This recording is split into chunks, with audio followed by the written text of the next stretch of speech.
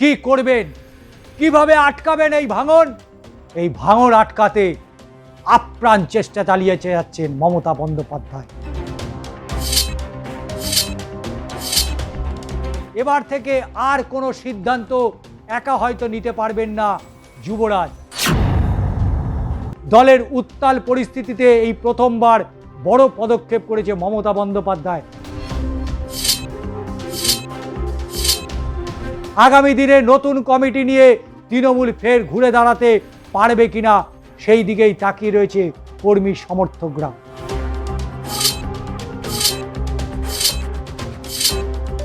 নরেন্দ্র মোদীকে ধাক্কা দেওয়ার জন্য চূড়ান্ত প্রস্তুতিতে নেমেছে মমতা বন্দ্যোপাধ্যায়। নমস্কার, আমি ষষ্ঠী চট্টোপাধ্যায়। শুরু করছি অ্যাকশন রিয়াকশন। ভাঙন কিছুতেই রোধ করা যাচ্ছে না, আর ভাঙন রোধ করতে মরিয়া চেষ্টা চালাচ্ছেন তৃণমূল নেত্রী মমতা বন্দ্যোপাধ্যায়। আর অভিষেকের কথাই আর শেষ কথা নয়।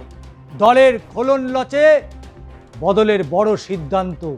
বিদ্রোহ বিপন্ন মমতার ক্ষোভের আগুনের দল ভেঙে চুরমার হয়ে গেছে। মমতা বন্দ্যোপাধ্যায় সাদের তৃণমূল, সাদের সেই তৃণমূলে ভাঙনের সুর। বারবার দলের সর্বভারতীয় সাধারণ সম্পাদকের পদ থেকে অভিষেক বন্দ্যোপাধ্যায়কে সরিয়ে দেওয়ার দাবি উঠেছিল। এই আবহে খোলনলচে বদলে দিলেন তৃণমূল সুপ্রিমো মমতা বন্দ্যোপাধ্যায়। এদিকে রাজ্যসভা থেকে ইস্তফার পথে কোয়েল মল্লিক, সুখেন্দু শেখর রায়। আর সেই জায়গা থেকে দাঁড়িয়ে মমতা বন্দ্যোপাধ্যায় দিল্লিতে রয়েছেন, তার উপস্থিতির মধ্যেই এই পরিস্থিতি চলছে। কি করবেন, কিভাবে আটকাবেন এই ভাঙন? এই ভাঙন আটকাতে আপ্রাণ চেষ্টা চালিয়ে যাচ্ছেন মমতা বন্দ্যোপাধ্যায়।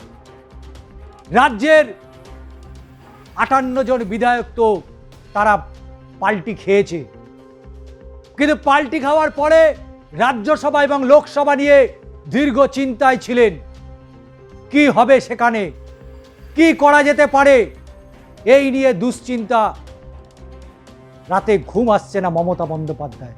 তবে তৃণমূলের তরফ থেকে জানা গিয়েছে সর্বভারতীয় সাধারণ সম্পাদক পদেই থাকছেন অভিষেক বন্দ্যোপাধ্যায়। যুগ্ম জাতীয় সম্পাদক তাকে করা হয়েছে ডেরেক ওব্রায়ান এবং দোলা সেনকে। অভিষেক বন্দ্যোপাধ্যায়কে সাহায্য করবেন এই দুই দুধে রাজনৈতিক নেতা। রাজনৈতিক পর্যবেক্ষকদের মতে এর ফলে এবার থেকে আর কোনো সিদ্ধান্ত একা হয়তো নিতে পারবেন না যুবরাজ। দলের রাজ্য সভাপতি চন্দ্রিমা ভট্টাচার্য যে জায়গায় ছিলেন সুব্রত বক্সী। কালীঘাটের বাসভবনে জাতীয় কার্যবাহী কমিটির বৈঠকের সিদ্ধান্ত ইতিমধ্যেই নেওয়া হয়েছে এবং সেই বৈঠকের পরেই মমতা বন্দ্যোপাধ্যায় ছুটেছে দিল্লিতে। সর্বভারতীয় সাধারণ সম্পাদকের পদে থাকছেন অভিষেক বন্দ্যোপাধ্যায়। কিন্তু কেন অভিষেক বন্দ্যোপাধ্যায়কে রাখা হচ্ছে? তাকে নিয়েই তো যত ঝামেলা, তাকে নিয়েই তো যত অশান্তি। কিন্তু কেন মমতা বন্দ্যোপাধ্যায় তাকে ছাড়তে চাইছে না? তবে রাজনৈতিক পর্যবেক্ষকদের মতে এর ফলে এবার থেকে আর কোনো সিদ্ধান্ত হয়তো নিতে পারবেন না অভিষেক বন্দ্যোপাধ্যায়। দলের রাজ্য সভাপতির দায়িত্বে রয়েছেন চন্দ্রিমা ভট্টাচার্য। দীর্ঘদিন সুব্রত বক্সী ছিলেন, তবে এই পদে ছাড়তে চেয়েছিলেন বহুদিন, কিন্তু অভিষেক বন্দ্যোপাধ্যায় জোরাজোরি করে সেই পদে তাকে রেখে দেওয়া হয়েছে। তবে বিভিন্ন সময় আমরা যা দেখতে পাচ্ছি, লোকসভা এবং রাজ্যসভা নিয়ে যেভাবে চিন্তা বাড়াচ্ছে মমতা বন্দ্যোপাধ্যায়কে, আগামী দিনে তিনি অসুস্থ না হয়ে পড়েন এবং যেভাবে তিনি ছোটাছুটি করছেন, তার বয়স হয়েছে 71 বছর। আজকে আর সেই 98 সালের মমতা বন্দ্যোপাধ্যায় নয়।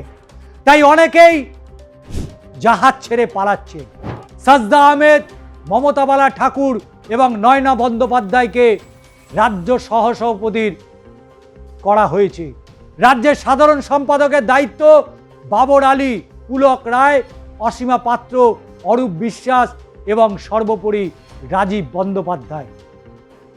এক্সিকিউটিভ সদস্য হিসাবে নির্বাচিত হয়েছেন সেই রেশন বন্টন দুর্নীতি মামলার অন্যতম মাস্টারমাইন্ড জ্যোতিপ্রিয় মল্লিক, রানা চট্টোপাধ্যায়, বিদেশ বসু, তৃণাঙ্কু ভট্টাচার্য, জয়া দত্ত, তাপস চট্টোপাধ্যায়, বসুন্ধরা গোস্বামী এবং গৌতম দেব। যুব তৃণমূল সভাপতির দায়িত্ব দেওয়া হয়েছে সায়নী ঘোষকে। মহিলা তৃণমূলের সভাপতি হিসাবে নির্বাচিত হয়েছেন মালা রায়। তৃণমূল ছাত্র পরিষদের সভাপতি প্রিয়াঙ্কা অধিকারী। তবে তৃণমূলের শ্রমিক সংগঠন আইএনটিটিইউসির সভাপতি মলয় ঘটক, হকার সংগঠনের দায়িত্ব দেওয়া হয়েছে মদন মিত্রকে।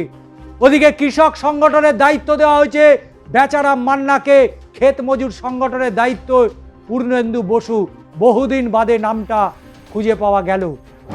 তপশিলি জাতি উপজাতি সংগঠন দেখবেন বীরবাহা হাসদা, যিনি মমতা বন্দ্যোপাধ্যায়ের, অভিষেক বন্দ্যোপাধ্যায়কে ছাড়া আর কাউকে চেনেন না। ওদিকে চন্দ্রিমা ভট্টাচার্য, কল্যাণ বন্দ্যোপাধ্যায়, মদন মিত্র, কুণাল ঘোষ, তারাও দায়িত্বে পেয়েছে। কোষাধ্যক্ষ সুভাষিস চক্রবর্তী। দলের উত্তাল পরিস্থিতিতে এই প্রথমবার বড় পদক্ষেপ করেছে মমতা বন্দ্যোপাধ্যায়। আগামী দিনে নতুন কমিটি নিয়ে তৃণমূল ফের ঘুরে দাঁড়াতে পারবে কিনা সেই দিকেই তাকিয়ে রয়েছে কর্মী সমর্থকরা। কিন্তু সব থেকে বড় প্রশ্ন এই মুহূর্তে দাঁড়িয়ে রয়েছে, লোকসভায় তৃণমূলের 29 জন সাংসদকে ধরে রাখতে পারবে? 13 জন রাজ্যসভার সদস্যকে তৃণমূল কংগ্রেস কি ধরে রাখতে পারবে? কারণ একদিকে যখন কেন্দ্রের নরেন্দ্র মোদী সরকারের 4টে পায়ার মধ্যে অলরেডি নীতিশ কুমারকে পকেটে নিয়ে ফেলেছে নরেন্দ্র মোদী, কিন্তু আরেকজন